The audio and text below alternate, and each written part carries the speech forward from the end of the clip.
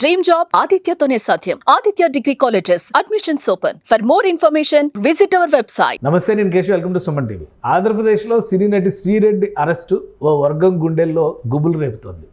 గతంలో చేసినటువంటి విమర్శలు, ఆ తర్వాత చెప్పినటువంటి పశ్చాత్తాపపు మాటలు, ఇవేవి కూడా పరిగణలోకి తీసుకున్నట్టుగా కనిపించడం లేదు. ఈ అరెస్టుతో రెండో దశ అరెస్టుల పరంపర మొదలైందనేటువంటి విమర్శలు పతాక స్థాయికి వెళ్తున్నాయి. ముఖ్యంగా విపక్ష వైసీపీ నేతలు ప్రభుత్వ వైఖరిని తప్పుపడుతున్నారు. శ్రీరెడ్డి విషయంలో ఏం జరిగింది, అరెస్టు దాకా వచ్చినటువంటి పరిస్థితులు ఏంటి, ఒకసారి విశ్లేషించేటువంటి ప్రయత్నం చేద్దాం. మనతో పాటు అనలిస్ట్ చంద్ర శ్రీనివాస్ గారు. నమస్కారం. నమస్కారం అండి. శ్రీరెడ్డి అరెస్టు అంటే ఎలక్షన్స్ అయిన వెంటనే రెడ్ బుక్, ఈ రకరకాల చర్చలు జరిగినాయి. కాకపోతే ఏంటంటే ప్రభుత్వం ఆచితూచి వ్యవహరించడం, ఆధారాల సేకరణ, సో ఈ రెండు అంశాల ఆధారంగానే ప్రతి అడుగు ముందుకు వేస్తుంది. సో ఏమో ఇక్కడ ఉండట్లేదు, తెలుగు రాష్ట్రాల్లో ఉండట్లేదు, వేరే ఎక్కడో ఉంటుంది, కాబట్టి ఎక్కడుందో కూడా తెలియదు, ఇట్లాంటివన్నీ కూడా జరిగినాయి.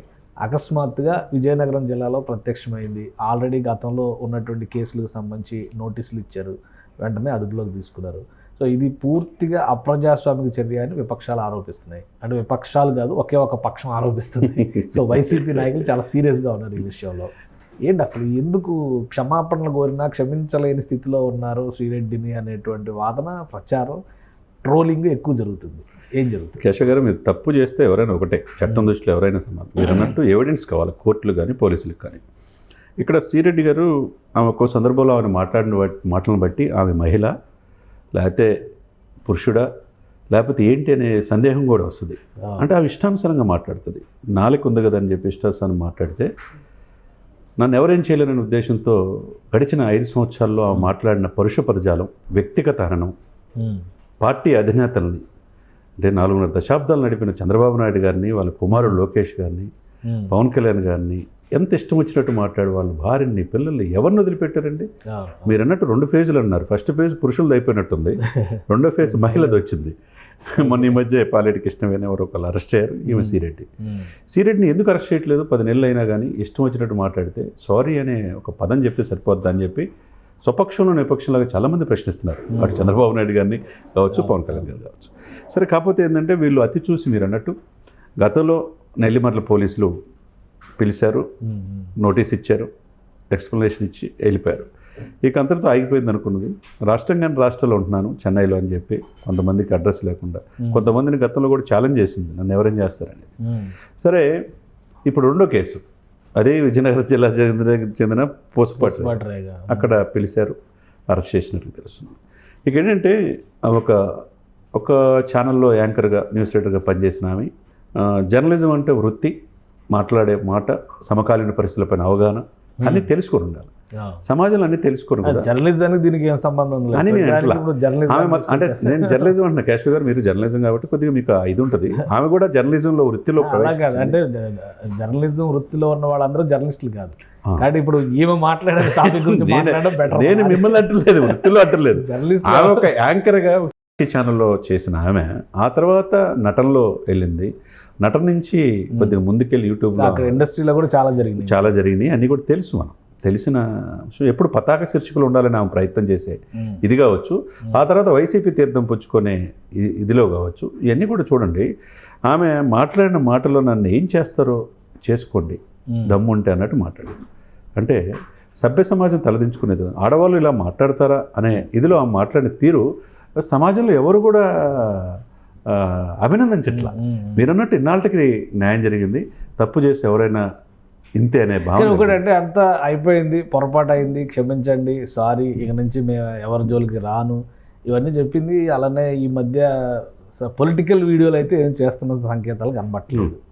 అయినా కానీ వదిలిపెట్టరా? గతంలో చేసినటువంటి తప్పిదాలకి ప్రాయశ్చిత్తం ఉండాల్సిందే. తప్పదు కదా సార్. పోసాని గారు ఏమైందో మనం చూసాం, తర్వాత బోరగడ్డ ఏమైంది తెలుసాం, కొర్ర రవీంద్ర రెడ్డి ఏమైంది, తర్వాత ఇప్పుడు కొడాలి కేశినే ఈయన వంశీ ఏమైంది, రేపు నెక్స్ట్ ఎవరు అనేది.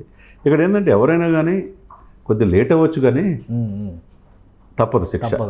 కాబట్టి ఈ విషయంలో ఏమైంది, మీరు అన్నట్టు గతం ఈ ప్రభుత్వం వచ్చిన తర్వాత జూన్ 4 తర్వాత ఒక్కొక్కరిని తాడదీస్తానని చెప్పింది.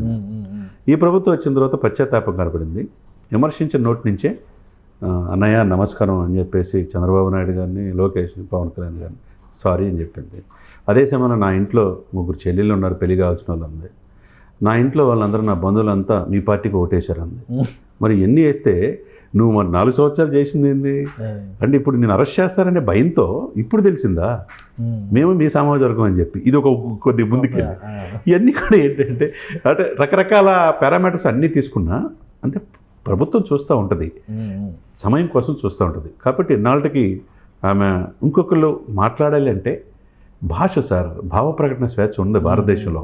ఆర్టికల్ 14, ఆర్టికల్ 21 ఏం చెప్తుంది, ఎవరైనా మాట్లాడవచ్చు. కాదు ఇతరుల మనోభావాలు దెబ్బతినకుండా మాట్లాడాలి. కానీ ఇందులో ఈ ప్రాసెస్లో ఎక్కడైనా డీవియేషన్స్ ఉన్నాయా? అంటే విధానాన్ని, ప్రొసీజర్ని ఫాలో అవ్వకుండా ఆమెను అక్రమంగా అరెస్ట్ చేశారా?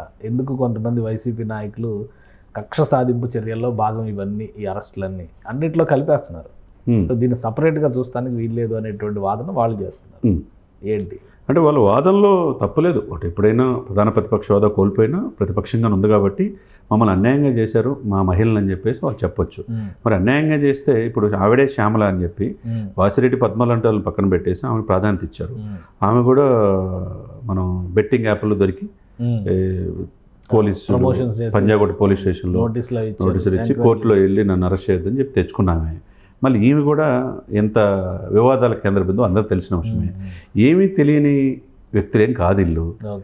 ప్రజల్లో నిరంతరం మీడియాలో ఉండి ఇష్టం వచ్చినట్టు మాట్లాడిన వాళ్ళే, తన నాలుగుకి మాట చెప్పిన వాళ్ళే. కాబట్టి వీళ్ళు వైసీపీ నాయకులు విమర్శించినంత మాత్రాన, అన్యాయంగా మా మహిళను అరెస్ట్ చేసినంత మాత్రాన అక్కడ ఏది ఉండదు.